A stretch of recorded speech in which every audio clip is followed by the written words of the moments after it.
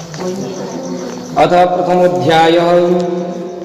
महामुनि व्यास जी ने कहा, बहुत समय पहले नैमिषारण्य तीर्थ में शौनकादि 88,000 ऋषियों ने पुराण वेता से सूत जी से पूछा कि हे सूत जी, इस कलयुग में वेद विद्या रहित मानवों को ईश्वर भक्ति किस प्रकार मिलेगी तथा उनका उद्धार कैसे होगा।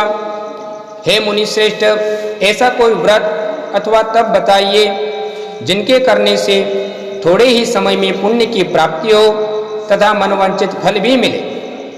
ऐसी कथा सुनने की हमारी बहुत इच्छा है। इस प्रश्न पर शास्त्रों के ज्ञाता श्री सूत जी महाराज जी ने कहा कि हे वैष्णवों, आप सभी ने प्राणियों के लिए हित एवं कल्याण की बात पूछी है। अब मैं उस श्रेष्ठ व्रत को आप लोगों को कहूँगा जिसे श्रेष्ठ मुनि नारद जी ने लक्ष्मी नारायण भगवान से पूछा था और लक्ष्मी नारायण भगवान ने मुनि श्रेष्ठ नारद जी को बताया था। आप सभी श्रोतागण यह कथा ध्यान से सुने। मुनि श्रेष्ठ नारद दूसरों के कल्याण हेतु सभी लोकों में घूमते हुए एक समय मृत्यु लोक में आ पहुंचे। यहाँ बहुत सी योनियों में जन्मे प्राय सभी मनुष्यों को अपने कर्मानुसार अनेक कष्टों से पीड़ित देखकर उन्होंने सोचा कि किस यत्न के करने से इन प्राणियों के कष्ट का निवारण हो सके। मन में ऐसा विचार कर श्री नारद विष्णु लोक को गए। वहां श्वेत वर्ण और 4 भुजाओं वाले देवों के इस नारायण, जिनके हाथों में चक्र, शंख, गदा और पद्म थे तथा वरमाला पहने हुए थे, को देखकर उनकी स्तुति करने लगे। नारद जी ने कहा कि हे भगवान, आप अति शक्तिवान हैं, मन तथा वाणी भी आपको नहीं पा सकती। आपका आदि मध्य अंत भी नहीं है। आप निर्गुण स्वरूप सृष्टि के कारण भक्तों के कष्टों को नष्ट करने वाले हो।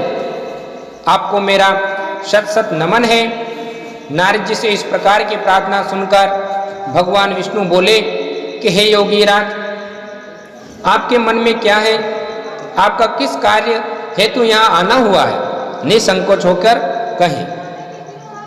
तब मुनि श्रेष्ठ नारद जी ने कहा कि मृत्यु लोक में सब मनुष्य जो अनेक योनियों में पैदा हुए हैं, अपने अपने कर्मों द्वारा अनेक प्रकार के कष्टों के कारण दुखी हैं।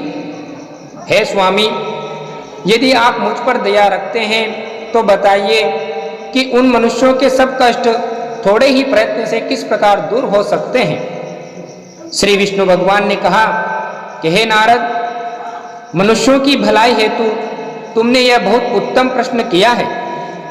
जिस व्रत के करने से मनुष्य सब कष्टों से छूट जाता है, वह व्रत मैं तुमसे कहता हूं, सुनो। अति पुण्य प्रदान करने वाला स्वर्ग तथा मृत्यु लोक दोनों में दुर्लभ है। एक अति उत्तम व्रत है जो आज मैं तुमसे कहता हूं। श्री सत्यनारायण भगवान का यह व्रत विधि विधान पूर्वक संपन्न करने पर मनुष्य इस धरती पर सभी प्रकार के सुख भोग कर मरणोपरांत मोक्ष को प्राप्त करता है। भगवान के ऐसे वचन सुनकर नारद मुनि बोले कि हे भगवान, उस व्रत का विधान क्या है, फल क्या है, इससे पहले किसने यह व्रत किया है और किस दिन इस व्रत को करना चाहिए? कृपा करके यह सब मुझे विस्तार से समझाइए।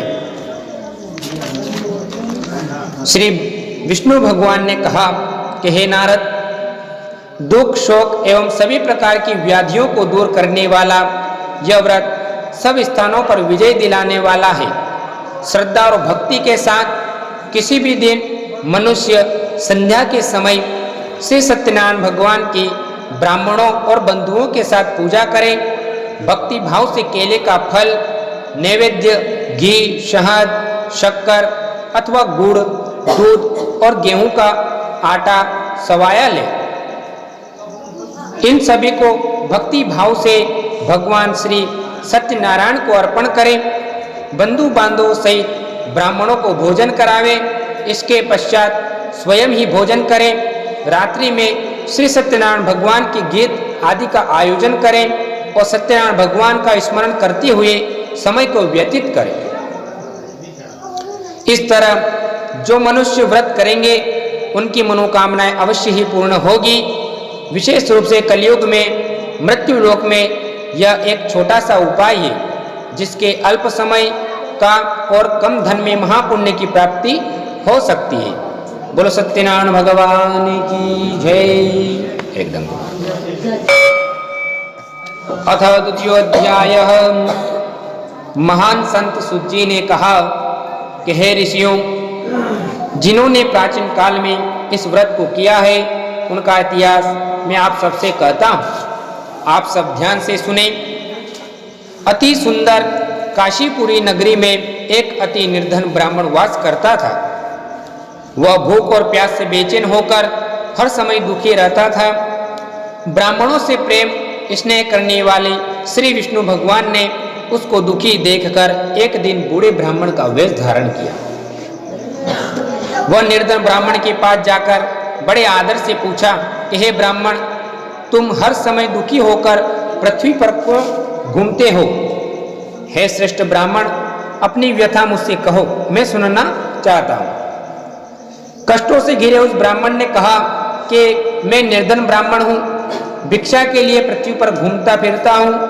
हे भगवान, यदि आप इससे मुक्ति पाने का कोई उपाय जानते हो तो कृपा करके मुझे बताएं। तब वृद्ध ब्राह्मण का रूप धारण किए हुए श्री विष्णु भगवान बोले कि हे ब्राह्मण देवता, श्री सत्यनारायण भगवान मनोवांछित फल देने वाला है, इसीलिए तुम उनका विधि पूर्वक पूजन करो, जिसके करने से मनुष्य सब दुखों से मुक्त हो जाता है। दरिद्र ब्राह्मण को व्रत का संपूर्ण विधान बतलाकर बूढ़े ब्राह्मण का रूप धरे श्री सत्यनारायण भगवान अंतर्ध्यान हो गए। वृद्ध ब्राह्मण ने जिस व्रत को बताया है मैं उसको अवश्य विधि विधान सहित करूंगा, ऐसा निश्चय कर वह दरिद्र ब्राह्मण घर को चला गया। परंतु रात को उस ब्राह्मण को नींद नहीं आई। अगले दिन वह जल्दी उठा और सत्यनारायण भगवान का व्रत करने का संकल्प कर भिक्षा मांगने के लिए चल दिया। उस दिन उसको भिक्षा में अधिक धन मिला, जिससे उसने पूजन का सारा सामान खरीदा।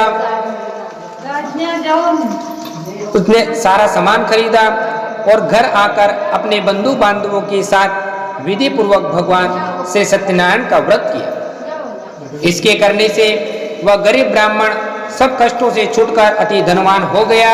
उस समय से वह ब्राह्मण हर मास व्रत करने लगा। सत्यनारायण भगवान के व्रत को जो शास्त्र विधि के अनुसार श्रद्धा पूर्वक करेगा वह सब कष्टों से छूटकर मोक्ष को प्राप्त करेगा। जो भी मनुष्य श्री सत्यनारायण भगवान का व्रत करेगा वह सब कष्टों से छूट जाएगा। इस तरह नारद जी ने श्री सत्यनारायण भगवान से कहना हुआ। व्रत मैंने तुमसे कहा है, हे श्रेष्ठ ब्राह्मणों, अब आप क्या सुनना चाहते हैं मुझे कहें। तब ऋषियों ने कहा कि हे मुनीश्वर, संसार में इस विप्र से सुनकर किस किसने इस व्रत को किया है हम वह सब सुनना चाहते हैं। मुनियों से ऐसा सुनकर श्री सूत जी ने कहा कि हे मुनिगण, जिस जिस प्राणी ने इस व्रत को किया है उन सबकी कथा सुनो। एक समय वह धनी ब्राह्मण बंधु बांधवों के साथ शास्त्र विधि के अनुसार अपने घर पर श्री सत्यनारायण भगवान का व्रत कर रहा था। उसी समय एक लकड़ी बेचने वाला बूढ़ा व्यक्ति वहां पर आया। उसने सिर पर रखा लकड़ियों का गट्ठर बाहर रख दिया और ब्राह्मणों के मकान में चला गया। प्यास से बेचैन लकड़हारे ने विप्र को व्रत करते देखा।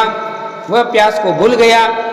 उसने विप्र का अभिनंदन किया और पूछा कि हे ब्राह्मण, आप यह किसका पूजन कर रहे हैं और इस व्रत को करने से क्या फल मिलता है, कृपा मुझे बताइए। तब उस ब्राह्मण ने कहा, सब इच्छाओं को पूर्ण करने वाला यह श्री सत्यनारायण भगवान का उत्तम व्रत है।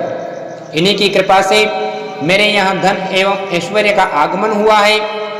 ब्राह्मण से इस व्रत के बारे में जानकर वह बड़ा लकड़हारा अत्यंत प्रसन्न हुआ। भगवान का चरणामृत लेकर और भोजन करने के पश्चात वह घर को चला गया।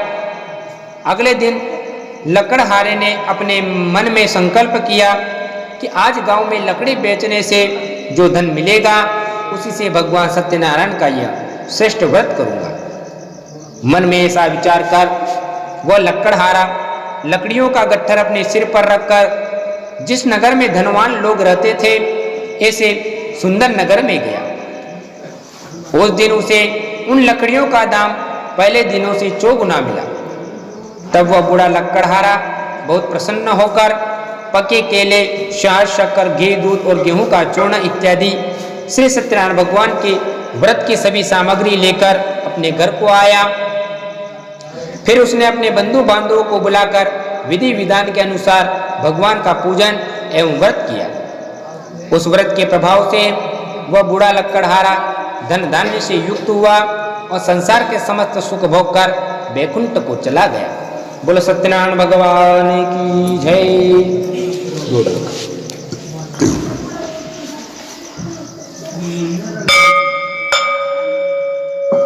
अथ तृतीयोध्याय। श्री सूत जी बोले कि हे श्रेष्ठ मुनियों, अब मैं आगे की कथा कहता हूँ, सुनो। प्राचीन काल में उल्कामुक नाम का एक महान ज्ञानी राजा था। वह जितेंद्रिय और सत्य वक्ता था। प्रतिदिन मंदिरों में जाता तथा गरीबों को धन देकर उनके दुखों को दूर करता था। उसकी पत्नी कमल के समान मुख वाली और सती साध्वी थी। एक दिन भद्रशिला नदी के तट पर वे दोनों विधि विधान सहित श्री सत्यनारायण भगवान का उत्तम व्रत कर रहे थे। उस समय वहां पर साधु नामक एक वैश्य आया। उसके पास व्यापार के लिए बहुत सा धन था। वह वैश्य नाव को नदी के किनारे पर ठहराकर राजा के पास गया। राजा को व्रत करते हुए देखकर उसने विनम्रता पूर्वक पूछा कि हे राजन, यह आप क्या कर रहे हैं? मेरी सुनने की इच्छा है, कृपा करके यह आप मुझे भी समझाइए। तो महाराज उल्कामुक ने कहा कि हे वैश्य, मैं अपने बंधु बांधवों के साथ पुत्र प्राप्ति के लिए श्री सत्यनारायण भगवान का व्रत व पूजन कर रहा हूँ। राजा के वचन सुनकर साधु नामक वैश्य ने आदर से कहा कि हे राजन, मुझे भी इसी का संपूर्ण विधि विधान बतलाएं। मैं भी आपके कहे अनुसार इस व्रत को करूंगा। मेरे भी कोई संतान नहीं है। मुझे विश्वास है कि इस उत्तम व्रत को करने से अवश्य ही मुझे संतान की प्राप्ति होगी। राजा से व्रत के सब विधान सुनकर व्यापार से निवृत्त होकर वह वैश्य सुखपूर्वक अपने घर को आया। उसने अपनी पत्नी को संतान देने वाले उस उत्तम व्रत के विषय में बताया और प्रण किया कि जब मेरे यहाँ संतान होगी तब मैं भी इस व्रत को करूंगा। वैश्य ने ऐसे वचन अपनी पत्नी लीलावती से भी कहे। एक दिन उसकी पत्नी लीलावती श्री सत्यनारायण भगवान की कृपा से गर्भवती हो गई। 10वें महीने में उसने एक अति सुंदर कन्या को जन्म दिया। दिनों दिन वह कन्या इस तरह बढ़ने लगी जैसे शुक्ल पक्ष का चंद्रमा बढ़ता है। कन्या का नाम उन्होंने कलावती रखा। एक दिन लीलावती ने मीठे शब्दों में अपने पति को याद दिलाया कि आपने जो भगवान का व्रत करने का संकल्प किया था, अब आप उसे पूरा कीजिए। वैश्य ने कहा कि हे प्रिय, मैं कलावती के विवाह पर इस व्रत को करूंगा। इस प्रकार अपनी पत्नी को आश्वासन देकर वह व्यापार करने के लिए चला गया। कलावती पितृगृह में वृद्धि को प्राप्त होती रही। लौटने पर साधु ने जब नगर की सखियों के साथ अपनी वयस्क पुत्री को खेलते देखा तो उसे उसके विवाह की चिंता हुई। तब उसने एक दूत को बुलाकर कहा कि उसकी पुत्री के लिए कोई सुयोग वर देख कर लाओ। तो दूत साधु नामक उस वैश्य की आज्ञा पाकर कंचन नगर पहुंचा और देखभाल कर वैश्य की कन्या के लिए एक सुयोग मणिक पुत्र ले आया। उस सुयोग लड़के के साथ साधु नामक वैश्य ने अपने बंधु बांधवों से प्रसन्नचित होकर अपनी पुत्री का विवाह कर दिया। दुर्भाग्यवश वह विवाह के समय भी सत्यनारायण भगवान का व्रत करना भूल गया। इस पर से सत्यनारायण भगवान अत्यंत क्रोधित हो गए। उन्होंने वैश्य को श्राप दिया कि तुम्हें दारुण दुख प्राप्त होगा। एक समय अपने कार्य में कुशल वह वैश्य और दामाद सहित नाव का बेड़ा लेकर व्यापार करने के लिए सागर के समीप स्थित रत्नसारपुर नगर में गया। रत्नसारपुर में चंद्रकेतु नामक राजा राज करता था। दोनों ससुर जमाए चंद्रकेतु राजा के उस नगर में व्यापार करने लगे। एक दिन भगवान सत्यनारायण की माया से एक चोर राजा चंद्रकेतु का धन चुराकर भाग रहा था। राजा के दूतों को अपने पीछे तेजी से आते देखकर चोर ने घबराकर राजा के धन को उस वेश्य की नाव में छुपा दिया, जहां वे ससुर जमाई ठहरे हुए थे, और भाग गया। तब राजा के दूतों ने उस वेश्य के पास राजा के धन को रखा देखा, तो उन्होंने उस ससुर जमाई को चोर समझकर वे उन दोनों ससुर दामाद को बांध कर ले गए और राजा के समीप जाकर बोले कि आपका धन चुराने वाले ये दो चोर हम पकड़ कर लाए हैं, देखकर आज्ञा दे।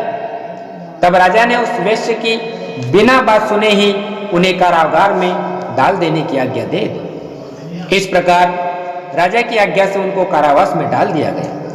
तब उनका सारा धन भी छीन लिया।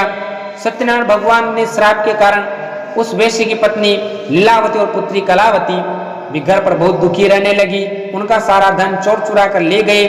मानसिक और शारीरिक पीड़ा तथा भूख प्यास से अति दुखी होकर भोजन की आशा में कलावती एक ब्राह्मण के घर गई।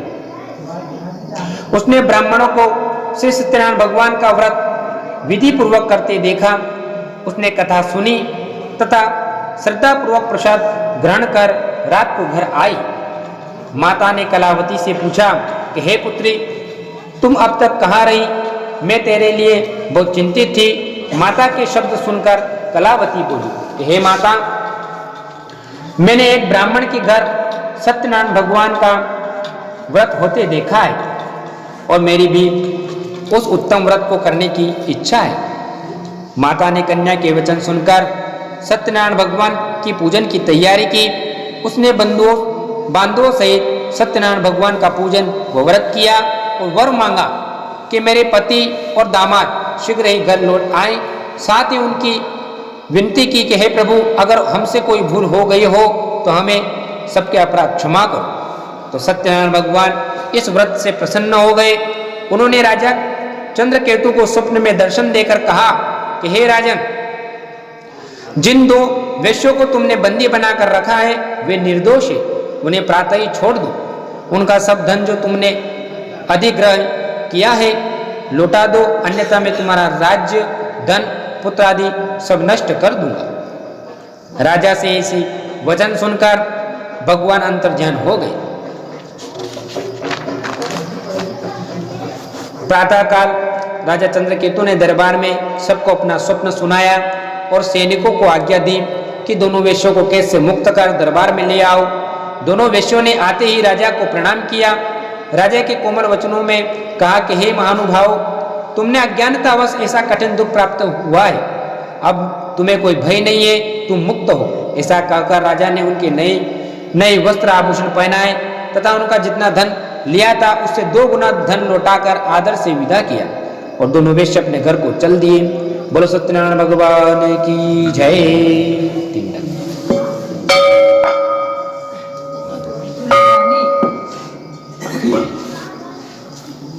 लगा दिया।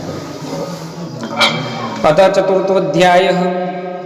सूत जी ने आगे कहा कि वेश्य ने यात्रा आरंभ की और अपने नगर की ओर चला।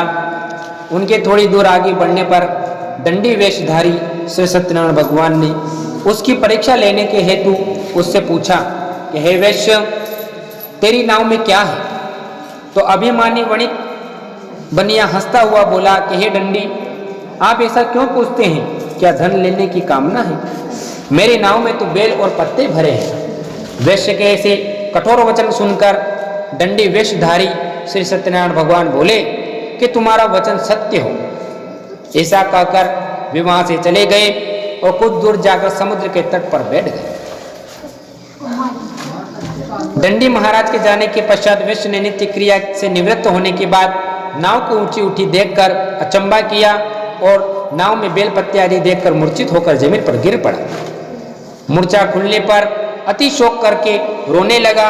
उसके दामाद ने कहा कि आप शोक ना करें, यह दंडी महाराज का श्राप है, अतः हमें उनकी शरण में चलना चाहिए, वही हमारे दुखों का अंत करेंगे। दामाद के ऐसे वचन सुनकर वैश्य दंडी भगवान के पास पहुंचा और अत्यंत भक्ति भाव से पश्चाताप करते हुए बोला कि मैंने जो आपसे असत्य वचन कहे थे उनके लिए मुझे क्षमा करे। ऐसा कहकर वह शोकातुर होकर रोने लगा। तब दंडी भगवान बोले कि हे वणिक पुत्र, मेरे आज्ञा से तू बार बार तूने कष्ट प्राप्त किया है, तू मेरी पूजा से विमुख होकर। तब उस वैश्य ने कहा कि हे भगवान, आपकी माया को ब्रह्मा आदि देवता भी नहीं जान पाते हैं, तब मैं मूर्ख भला कैसे जान सकता हूँ।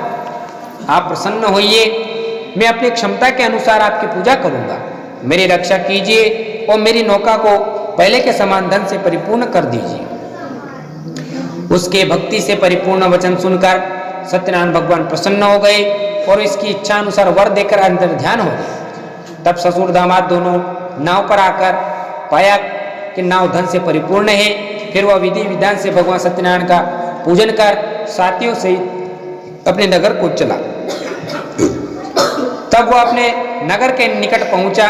तब उसने एक दूत को अपने घर भेजा। दूत के वचन साधु नामक वैश्य के घर आकर उसकी पत्नी को नमस्कार किया और कहा कि आपके पति और दामाद इस नगर के समीप आ गए हैं। लीलावती और उसकी कन्या कलावती उस समय भगवान सत्यनारायण का पूजन कर रही थी। दूत का वचन सुनकर साधु की पत्नी ने बड़े हर्ष के साथ सत्यनारायण भगवान का पूजन पूर्ण किया और अपनी पुत्री से कहा कि मैं अपने पति के दर्शन को जाती हूँ, तुम पूजन पूर्ण कर शीघ्र आ जाना।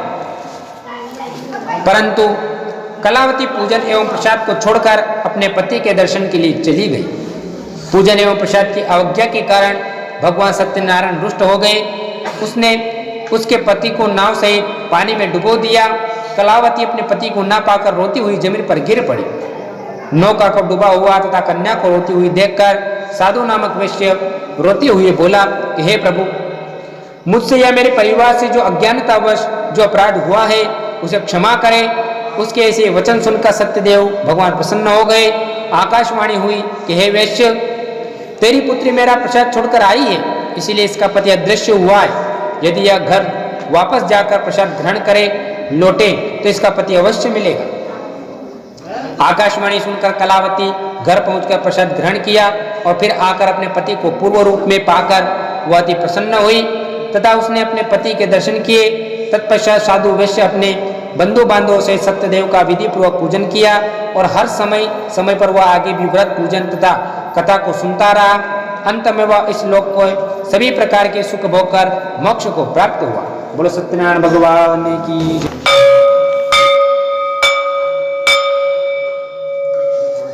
अथ पंचमोध्याय। श्री सूत जी बोले कि हे ऋषिगण, मैं आगे की कथा कहता हूँ, आप सभी ध्यान से सुनो। सदा प्रजा के लिए चित्त में तुंगध्वज नाम का एक राजा था। उसने भगवान सत्यनारायण का प्रसाद त्याग कर बहुत कष्ट पाया। एक समय राजा वन में अन्य पशुओं को मारकर बड़ के वृक्ष के नीचे आकर बैठा। वहां उसने ग्वालों को भक्ति भाव से बंधु बांधवों सहित श्री सत्यनारायण भगवान का पूजन करते देखा। परंतु राजा अभिमानवश यह देखकर भी उनके पास नहीं गया और ना ही सत्यदेव भगवान को नमस्कार किया।